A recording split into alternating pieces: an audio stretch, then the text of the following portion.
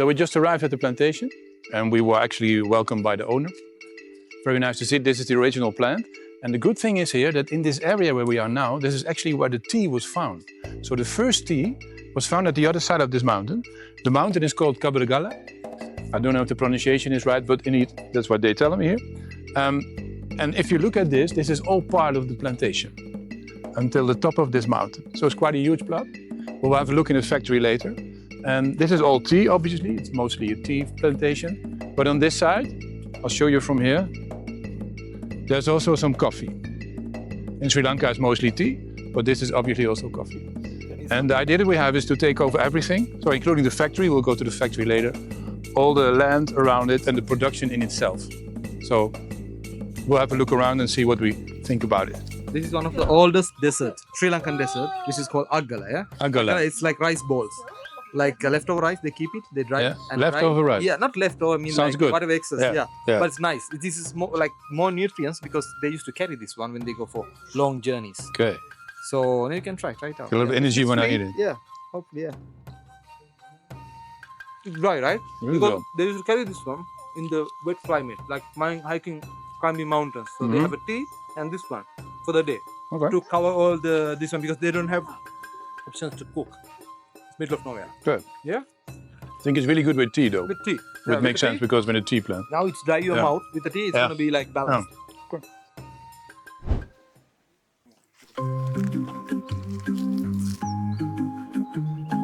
So we drove up and we're in the area of the plantation itself now. As you can see, this area, all of it,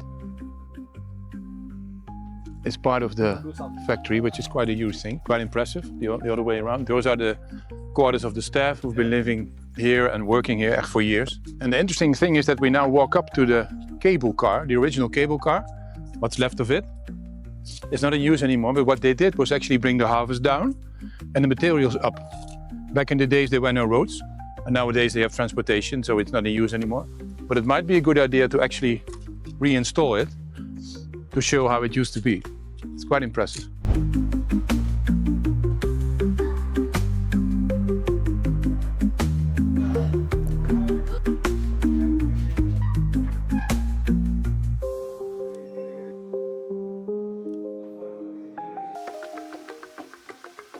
So we walk all the way back. It's actually a long walk because it's quite an impressive environment that we have here. But the most interesting part of this is actually that we have our own water supply, which also means that we have our own electricity supply. And that's all done by this well. I hope you can see it because it's in the dark. So let's see.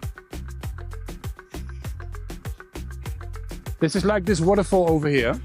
And there's this pipeline coming up to all the way down. And it actually runs a turbine. And by that, we do have our own electricity supply, which is quite convenient.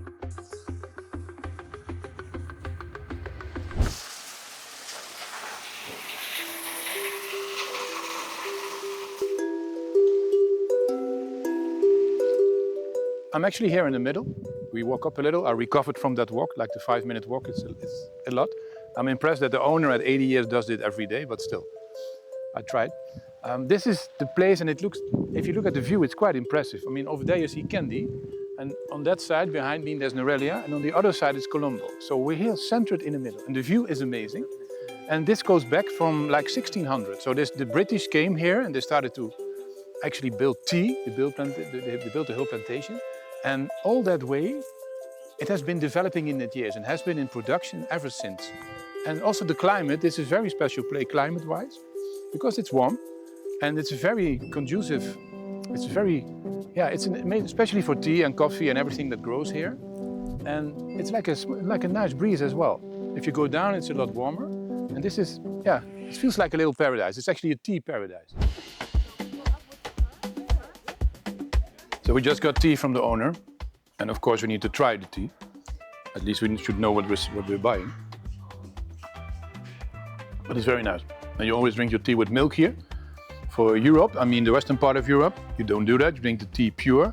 But over here is a very British tradition, introduced in Sri Lanka, to drink tea with milk.